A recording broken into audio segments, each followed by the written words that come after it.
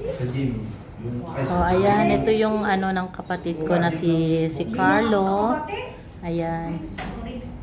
Ang daming nagmamahal sa aking kapatid. Ang daming mga bulaklak na nagbigay. Mga ano, sa ano ng mga barangay council, tapos mayor, ano pa to, cup, ayan. Ang dami. Ayan. O, ito yung mamaya, hindi pa pangalawang ano pa lang ngayon. Pangalawa, no? Pangalawang lamay natin, pangalawa. O, ayan. Ito pa lang kami kasi merong pang gabi na magi-stay. Kasama na ako doon sa magi-stay sa gabi. Tapos yung mga sa panggabi, uuwi sa umaga, sila naman ang matutulog. Ayan. Ako hindi pa ako natutulog. 2 araw na. Hindi ko alam kung bakit. O, para pag nagugutom yung mga tao, ayan, kukuha na lang dito. O, ayan.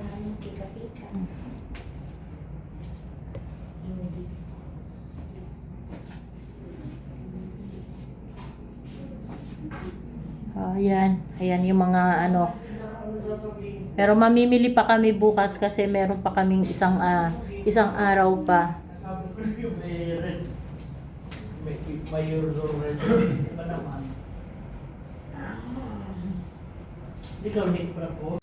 Ay, video pala ito. Ano na yan? Teka, sandali. Ayan, dumating ang ano, tropang G. Ito yung mga tropa ni G. Ate mo sa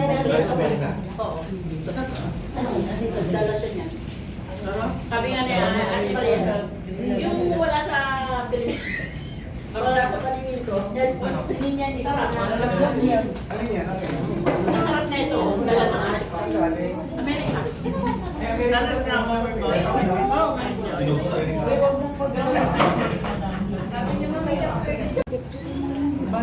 Ay, anuhan ko na.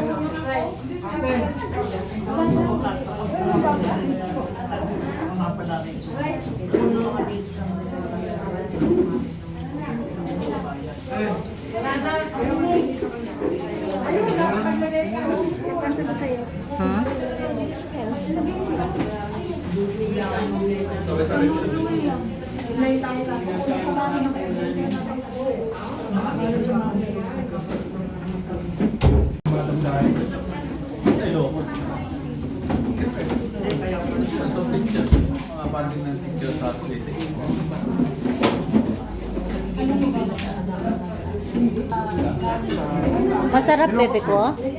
Mga teachers ko sa pagkasya natin sa ayos na.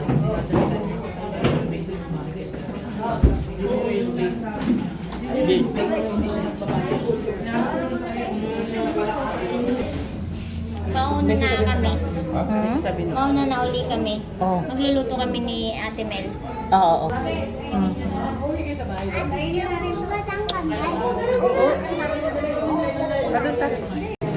Sasalita mo lang. O, ngayon pala pangalawang lamay pala ito. Tapos kasi bukas ililibing na si Carlo. Ito yung mga tao na pumunta dito. Sana ba? Sana ba tayo? Pwede rin yung isa na lang ba? Hindi darating sila. Mayroon pa kong inaantay sila pa yun. Ay, narating lang ba yun? Kuya, wait lang.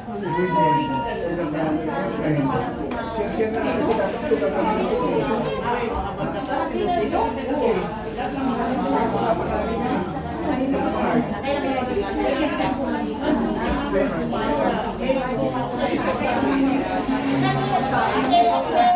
Ayun yung dalawa, si Ronaldin tsaka si Kim. Sila ang yung yata yung sasagot yata sa mga dasal. Yun ang hindi ko alam kung anong tawag doon.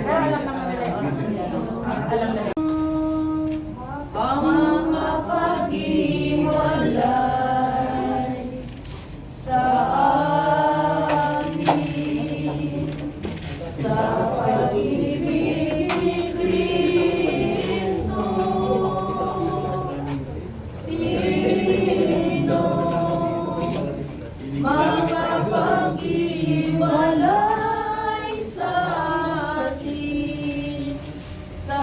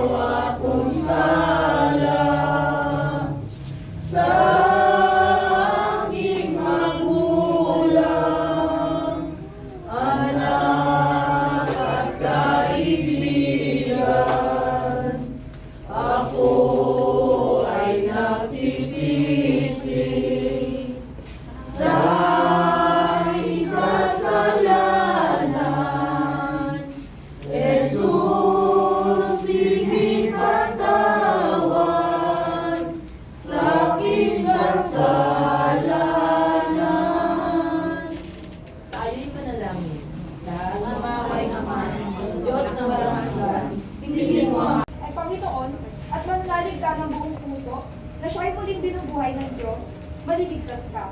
Sapagkat nananalig ang tao sa pamamagitan ng kanyang puso, at sa gayoy nagpapawalang sala, at nagpapahayag sa pamamagitan ng kanyang labi, at sa gayoy maliligtas. Sinasabi ng kasulatan, hindi mabibigo ang sino mang nananalig sa kanya. Ito ang mga salita ng Diyos. Salamat sa Diyos. Palad ang mga aba, walang nang inaasahan kundi ang Diyos, sapagkat makakasama sila sa kanyang kaharian. Mapapalad ang mga nakakapis, sapagkat aalugin sila ng Diyos. Mapapalad ang mga mapagkumbaba, sapagkat tatanungin sila, katatunguin nila ang pinangako ng Diyos. Mapapalad ang mga nagmimiting makatupad sa kalooban ng Diyos, sapagkat ipagkakaloob sa kanila ang kanilang minimiti. Mapapalad ang mga makapaging, sapagkat kahahabagan sila ng Diyos. Mapapalad ang mga may malinis na puso, sapagkat makikita nila ang Diyos. Mapapalad ang mga gumagawa ng daan sa ipagkakasundo, sapagkat sila'y ituturing ng Diyos ng mga anak niya. Mapapalad ang mga pinag-uusig dahil sa kanilang pagsunod sa kalooban ng Diyos, sapagkat makakasama sila sa kanyang kaharian. Mapapalad kayo dahil sa akin na alimura kayo ng mga tao, pinag-uusig at pinagbibikaan ng lahat ng uri ng kasamaan na pawang kasinungalingan. Mag-iwang kayo at maglalak, sapagkat malaki ang inyong gantimpala sa langit. Ito ang mabuting balita ng Panginoon. Pinunoy ka namin, Panginoong Kristo. Manahimik po tayo ng ilang sandali. Ang buhay ng tao, ang bukas ay di natin pinunoy. Ang nanaig, lagi sana tayo. Ang Diyos ang pag-asa ng mundo. Pag-ibig sa ating kapwa-tao, at labing magmahalan tayo. Yan ang lunas at ligaya at pag-asa ng bawat kaluluwa. May hiwaga ang buhay ng tao. Ang bukas ay di natin biro. At manalig lagi sana tayo. Ang Diyos ang pag-asa ng mundo. Pag-ibig sa ating kapwa-tao, at labing magmahalan tayo. Yan ang lunas at ligaya at pag-asa ng bawat kaluluwa. Yan ang hiwaga ng buhay ng tao. Kami ay sumasalalaya ng Yesus Cristo at Magbibigay sa atin ng walang tao. Kahit tayo magbibigay sa kanyang mga sasabihin. Puro yung pag-asa sa akin ay nandun sa buhay na lamang. At hindi ka na sumasampalataya pa sa anyang buhay pagkatapos nito. Ikaw ay dapat ng kawaan na ikaw ay isang tao na pag-asa at ang malatayang na siya ng buhay ng mga sasabihin. Diyos sa aming Ama, Pwede mo kung gaano kayo para sa amin. nagkaroon ng pag-asa. Mga pagkakas sa dali ng pagkakaroon. Subalit Pinagkaloob mo ay ng liwanag sa gitna ng kadiliman.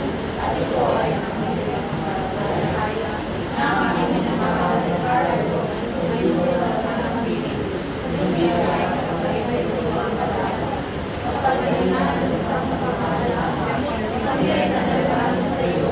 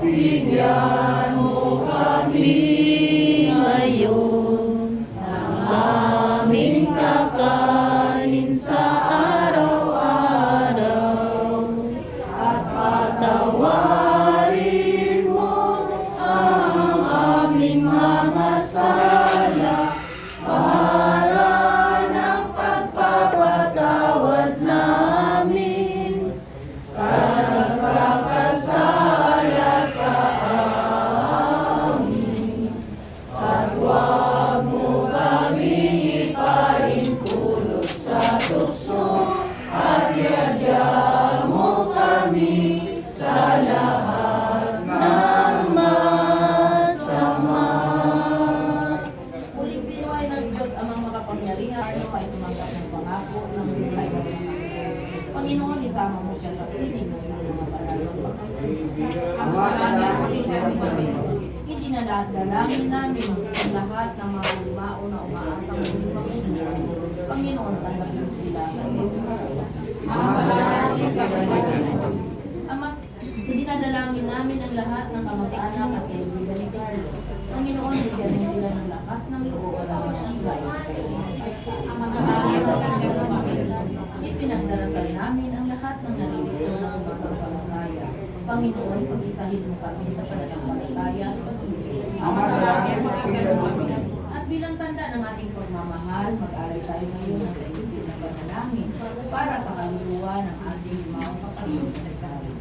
O mabuhay Diyos, kapag kami sumamo sa iyo at alang-alang sa iyo ang anak na si Carlo na iyong tinawag sa mundo nito. Alalahanin mo siya magpakailanman at buwanawa ng kanyang utos na wala at pag-asa sa iyong walang hanggang awa at pagkalita. Mahalin siya sa utos mo ang mapagdalanan sa kasigatan at tunay ang bayan upang mapasa kanya walang hanggang kaliyahan. Sa iyo, Panginoon, ay namin si Carlo na pinahaman ng lubos sa iyong Ama. Ngayon siya ay magayan na sa lahat ng pagbubuhan at kasamahan ng dito. Ipalawang ko sa namin ang bawat pagpapala. Tanggapin mo siya sa iyong paraiso.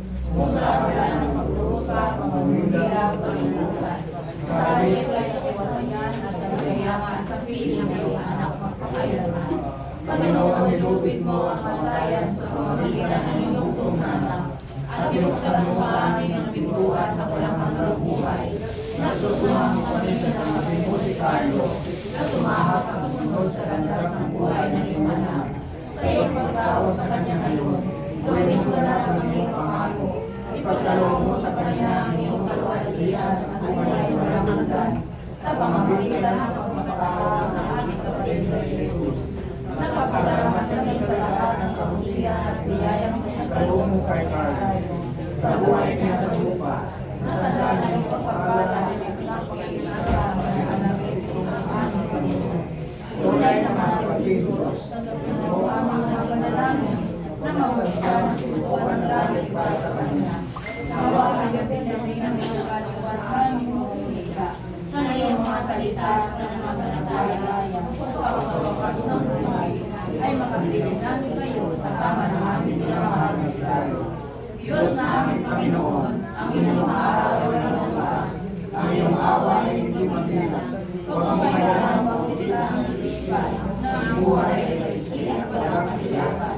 Kaya hayaan mo sa buhay namin ngayon, ay palayan kami ng iyong banal, upang ang iyong kabanalan at katarungan ay itaguloy namin hanggang sa panahon. Sabihin ko kaya yun, no? Kasi mainit eh.